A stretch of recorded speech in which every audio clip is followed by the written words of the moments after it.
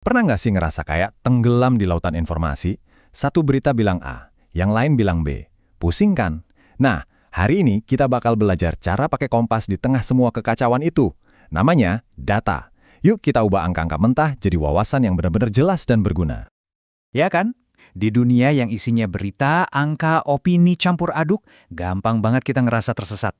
Kita tuh butuh semacam kompas buat ngebantu kita jalan dan ngerti apa sih yang sebenarnya terjadi. Dan tebak apa? Kompas itu ya, data. Terus data itu sebenarnya apaan sih? Gini deh, bayangin aja data itu kayak bahan-bahan mentah buat masak. Ya, buat masak pengetahuan. Data itu isinya fakta, hasil observasi, angka-angka, yang kalau kita kumpulin dan kita olah dengan benar, wah itu bisa bantu kita banget buat ngejawab pertanyaan-pertanyaan penting. Dan pastinya bikin kita bisa ngambil keputusan yang jauh lebih cerdas. Oke, daripada teori melulu, mending kita langsung praktek aja ya. Bayangin nih, kita punya satu misi bareng, kita mau cari tahu apa sih rahasia di balik taman kota yang sukses dan rame banget dikunjungin orang.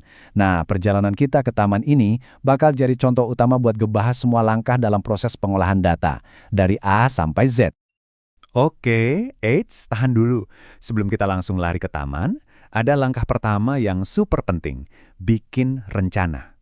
Kita harus duduk bareng dulu dan nentuin, informasi kayak gimana sih yang sebenarnya kita butuhin. Nah, ini kayak fase bikin cetak biru atau blueprintnya. Kita ngerancang strategi investigasi kita. Jadi gini, pada dasarnya data itu ada dua jenis utama. Yang pertama, kuantitatif. Ini semua soal angka. Berapa banyak orang yang datang, berapa lama mereka main di ayunan, pokoknya semua yang bisa dihitung dan diukur. Tapi angka aja kan nggak cukup ya. Kita juga butuh yang namanya data kualitatif. Nah ini soal kenapanya.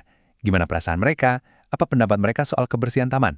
Data kualitatif inilah yang ngasih kita cerita dan konteks di balik angka-angka tadi. Selanjutnya, kita dihadapkan pada pilihan, mau jadi detektif atau jadi pustakawan. Kalau jadi detektif, artinya kita ngumpulin data primer, kita turun langsung ke lapangan, wawancara orang, bikin survei sendiri. Hasilnya, dijamin akurat banget karena kita yang ambil. Tapi ya gitu, butuh waktu, tenaga, dan biaya. Pilihan kedua, jadi pustakawan. Artinya kita pakai data sekunder, data yang udah dikumpulin sama orang lain. Ini jelas lebih cepat dan hemat. Cuma, kita harus ekstra hati-hati. Datanya masih relevan nggak ya? Sumbernya bisa dipercaya nggak?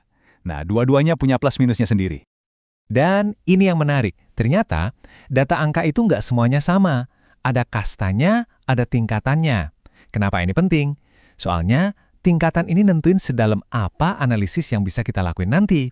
Ada 4 level utama, dari yang paling simple sampai yang paling presisi. Oke, kita terapkan langsung ke studi taman kita ya. Yang pertama, nominal. Ini cuma label aja. Misalnya, kita kasih kode A buat ayunan, B buat prosotan. Simple kan? Cuma buat bedain. Naik satu tingkat, ada ordinal. Ini soal peringkat. Misalnya, kita bikin kategori paling populer, cukup populer, kurang populer. Ada urutannya. Lebih presisi lagi, ada interval. Contohnya, pas kita minta pengunjung ngasih rating kebersihan taman dari skala 1 sampai 5. Jarak antara nilai 1 ke 2 itu sama dengan jarak dari 4 ke 5. Dan yang paling powerful, namanya rasio. Ini punya nilai 0 yang benar-benar berarti nggak ada. Contohnya, jumlah pengunjung. Kalau angkanya 0, ya berarti tamannya emang lagi kosong. Nggak ada siapa-siapa. Ngerti bedanya ini penting banget, biar kita nggak salah pilih cara menganalisisnya nanti. Oke, rencana udah mantap, jenis data udah kita tentuin. Sekarang saatnya bagian yang paling seru. Kita beraksi. Waktunya ngumpulin data. Yuk kita intip toolkit apa aja yang dibawa sama peneliti taman kita ini. Nah, ini dia peralatan kita. Pertama, observasi. Kita bisa jadi pengamat rahasia. Duduk di bangku taman sambil nyatet, wah ayunan antriannya paling panjang nih. Kedua, wawancara. Kita ngobrol langsung sama orang tua di sana. Dengerin cerita dan masukan mereka. Atau yang ketiga, kita sebar kuesioner. Bikin survei singkat yang minta pengunjung ngasih rating untuk fasilitas taman. Tiap metode ini bakal ngasih kita satu kepingan puzzle yang beda-beda buat ngelengkapin gambaran besarnya. Oke, kerja keras kita terbayar. Data udah kekumpul semua. Sekarang, bayangin meja kita penuh sama angka-angka, catatan wawancara, dan hasil survei. Tapi, tugas kita belum selesai loh. Justru ini baru setengah jalan. Tantangan terbesarnya sekarang adalah gimana caranya kita ngubah tumpukan fakta mentah ini jadi sebuah cerita. Cerita yang bisa dimengerti sama semua orang. Intinya tuh gini, data mentah itu persis kayak bahan-bahan masakan yang masih berantakan di dapur. Buat orang lain, ya nggak ada artinya. Nah, presentasi dan visualisasi data, itulah proses memasaknya. Kita ubah daftar fakta yang mungkin ngebosenin itu jadi sebuah hidangan cerita yang jelas, menarik, dan yang paling penting, gampang dicerna. Contohnya kayak gini nih. Coba bayangin kalau kita cuma kasih daftar panjang.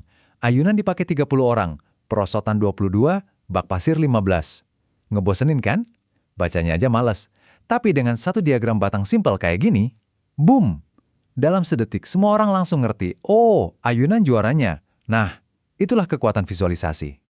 Sekarang, kita lihat gambaran besarnya. Gimana kepuasan pengunjung secara keseluruhan? Nah, diagram donat ini ngerangkum ratusan jawaban kuesioner jadi satu gambar yang rapi banget. Kita nggak perlu baca satu-satu. Cukup lihat aja warnanya, dan langsung kelihatan jelas kalau sebagian besar pengunjung itu puas, bahkan sangat puas sama tamannya. Dan kadang, ya, setelah semua analisis yang mungkin kelihatan rumit, cerita terbaik itu justru bisa disampaikan cuma dengan satu angka. Inilah inti dari penemuan kita. Headline dari studi taman kita, 85% pengunjung merasa puas, sederhana, kuat, dan gampang banget diingat. Langsung ke intinya. Nah, jadi perjalanan kita udah selesai. Dari satu pertanyaan simpel soal taman, kita jadi belajar gimana caranya merencanakan, ngumpulin, sampai nyajiin data buat nemuin jawaban yang jernih. Sekarang, giliran Anda. Coba deh lihat sekeliling, di tempat kerja, di berita yang Anda baca, bahkan di kehidupan sehari-hari. Data itu ada di mana-mana. Pertanyaannya sekarang adalah, cerita apa yang sedang menunggu untuk Anda temukan di dalam data itu?